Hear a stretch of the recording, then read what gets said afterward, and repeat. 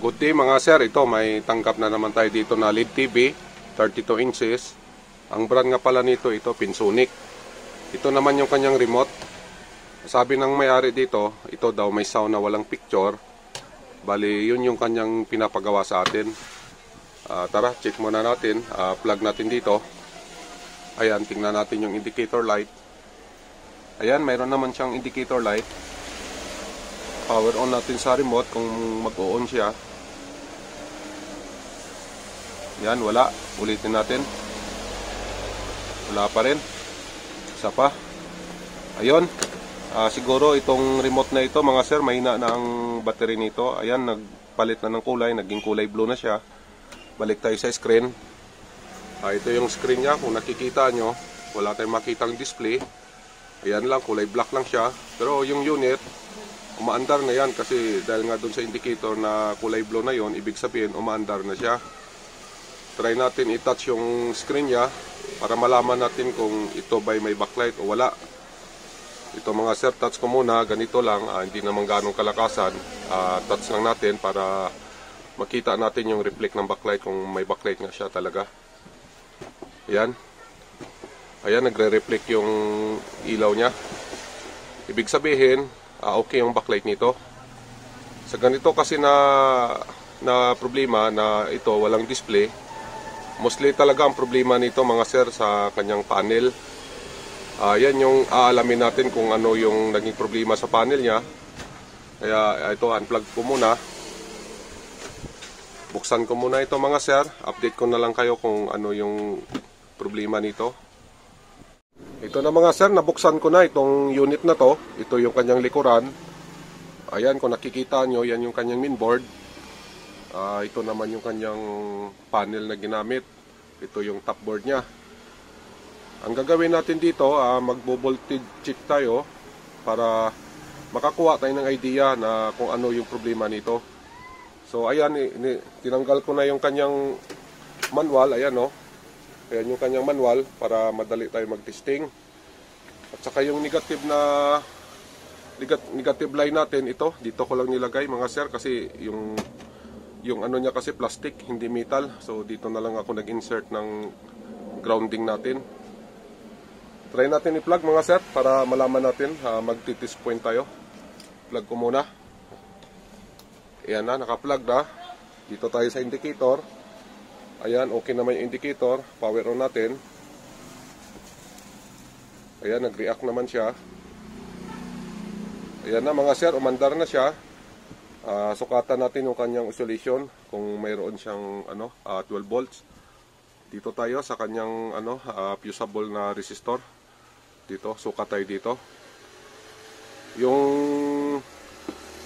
multimeter natin, iset lang natin sa DC mode. Ayan, naka DC mode tayo. Ayan, reading na tayo mga sir. Dito tayo sa kanyang input. Yan, may reading tayo mga sir. Ayan kung nakikita nyo, ayan, 12.09. Yan yung kanyang input na 12 volts. Galing yan sa mainboard. Try tayo magsukat ng kanyang BGH o di kaya yung kanyang bone.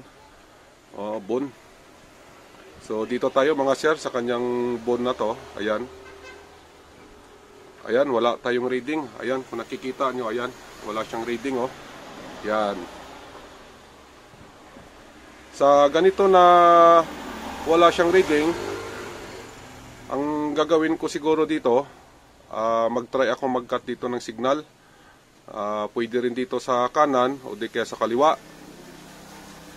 So kung halimbawa na nakat natin yung kabila na hindi siya nag-okay, hindi lumabas yung kanyang BGH, so pwede tayo mag-try dito sa kabila. Kung saan lang siya dito na makalabas yung supply natin na BGH, so ibig sabihin yun ang may problema. So ito nga pala mga sir, kung bakit na ito yung gagawin natin kasi ito siya, ayan siya yan yung kanyang pinaka-guide.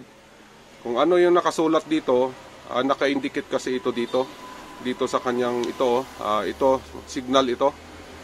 Ito yung sa kabila, ito naman yung sa kabila din. Ayan, ayan yung nasa kabila. So, subukan natin mga sir kung saan nga may problema.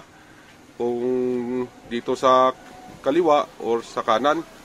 So, ito, try ko muna. Post ko muna ito mga sir. Update ko na lang kayo kung ano yung resulta sa gagawin natin. Ayan mga sir, ipakita ko lang sa inyo yung resulta sa ginawa natin. Ayan, kung nakikita nyo, dyan ako una nag-cut. Nung nakat ko na ito mga sir, nagsukat ako dito ng kanyang bone o yung kanyang BGH. Wala pa rin, ibig sabihin wala dito yung problema sa kinat natin una. Ang ginawa ko na lang, nag-cut ako dito sa kabila. Nung nakat ko ito, nag-reading ako dito sa kanyang bone. Ayun, nagkaroon na siya ng reading. So, ang ibig sabihin nito, yung kinat natin una, walang problema yon. Ayan, kung nakikita nyo, binalik ko na lang yan. Binalik ko na lang yan mga sir. Ito, focus natin kung paano ko ginawa yan. Ayan o. Putol kanina yan. So, binalik ko yan siya. Ayan, nakadugtong na yan. Ayan ang may problema. Try ko muna i-plug ito mga sir para makita nyo yung yung reading ng kanyang voltahe. So ito, plug ko muna.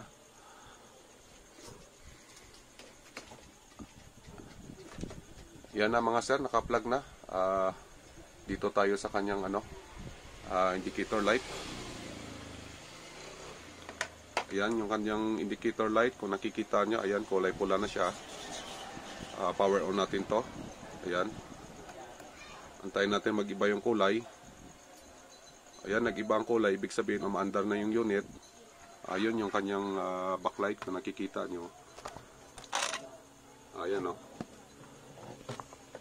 Ayan, ayan. Umiilaw na. Ayan, dito tayo. Balik tayo dito sa subject natin. Ayan. Pakita ko sa inyo ang reading nito kung ilang volts yung lumalabas dito. Ito yun mga sir. Namatay yung natin, multimeter. Power on muna natin. Ayan, select tayo sa sa DC mode tayo. Ayan, AC. Ayan, DC. Dito tayo, balik tayo dito, suka tayo ulit. Ayan, dito tayo mga sir. O ayan, ayan na. Ayan ang kanyang BGH. Ito na yung kanyang reading. Ayan, kung nakikita nyo, ayan, 32.89. Yun yung kanyang B-on. Yun yung kanina wala siyang reading. Ngayon lumabas na, yan yung kanyang reading. At ito nga pala ang ginamit ko nung kinat ko siya. Ayan o, kung nakikita nyo. Mas gusto ko kasi ito gamitin dahil nga makapal siya. Pag naghiwa ka nito, hindi siya... Patayin muna natin mga sir. Pag nanggiwa ka kasi nito, ganun lang, ang gawin mo lang, hindi lang masyado madiin, kundi lagyan mo lang siya ng guhit, ganyan o. Guhitan mo lang siya ng ganyan. Habang binabalik-balik mo, medyo diin konti, at least ang una mo na guhit, yun na yung pinaka-guide niya. So ganito klase na pangputol, makapal kasi siya, hindi siya yung dulo nito hindi nag-iiba yung takbo niya kasi makapal nga siya. Compared dito sa isa, ano ba yon? Ito kasi na klase na pag nadiin mo ito, nag-iiba ng takbo. So kaya ito yung ginagamit ko. Ito mga sir, post ko muna ito. Pakita ko sa inyo yung resulta sa ginawa natin. Paandarin natin, lagyan natin ng cable kung okay na ba ito. Ito, post ko muna. Ito na mga sir, nilagyan ko muna ng paa at saka cable. So ito, plug muna natin kung ano pa yung resulta nito, kung okay na ba ito. Ayan, naka-plug na siya. So ito, power on na natin sa remote. Wala, ulitin natin. Hindi nagpunik yung remote natin. So ayan. Ayan na mga sir. So ayan ang kanyang display. Ayan, may cable na yan. Ayan, kung nakikita nyo mga sir, parang may problema pa tayo. Ayan, sa itaas niya, oh. Ayan. Ayan, oh. Saka, ayan, parang hindi pa siya perfect. Try natin magpindot ng remote. Ayan mga sir, may problema pa talaga. Ayan, oh, kung nakikita nyo yan. Ayan, try natin kung makukuha pa natin ito. Ang gawin natin dito mga sir, yung sa kinat natin kanina, kasi nakat ko lahat yon, mag-try tayo ng ibalik natin yung iba na nakat natin, baka may kinalaman doon. Buksan ko muna ito, update ko na lang kayo.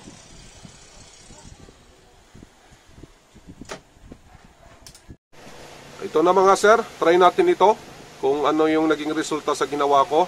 Ito, plug muna natin. Ayan, tingnan natin yung ilaw.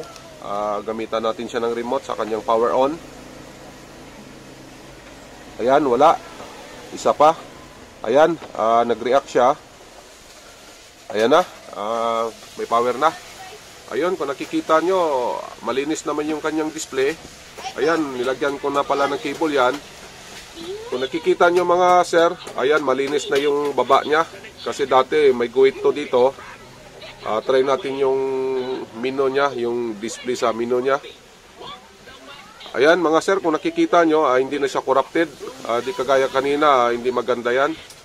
Ang ginawa ko nga pala dito, doon sa mga kinat ko na signal, nag-try ako doon na magbalik isa-isa. Kada balik ko ng isa, tinitingnan ko kung ano yung resulta niya. Ganon din sa isa, ganon sa isa. So ang nangyari dito, naibalik ko yung tatlong kinat ko na signal. Ayan, gumanyan siya. Ganyan yung naging resulta niya. Ayan, okay na. Malinis naman siya. Ayan. Ito, mag-volume tayo. Kung okay na ba yung volume niya. Ayan, kung napapansin nyo mga sir, okay yung sound niya. Hinaan natin. Ayan, dito tayo sa channel. Ayan, lipat tayo ng channel. Ayan na. Okay naman mga sir. Okay na ito, malinis na ito. Hinaan lang natin. Yan lang yung ginawa ko na proseso sa paggawa ng ganito ang problema. Ayan, hanggang dito na lang siguro. Mababa na rin yung video natin. Magandang araw na lang sa inyo mga sir. Salamat sa panonood at God bless sa inyo sa muling pagbabalik natin. Yan lang mga sir. Thank you very much.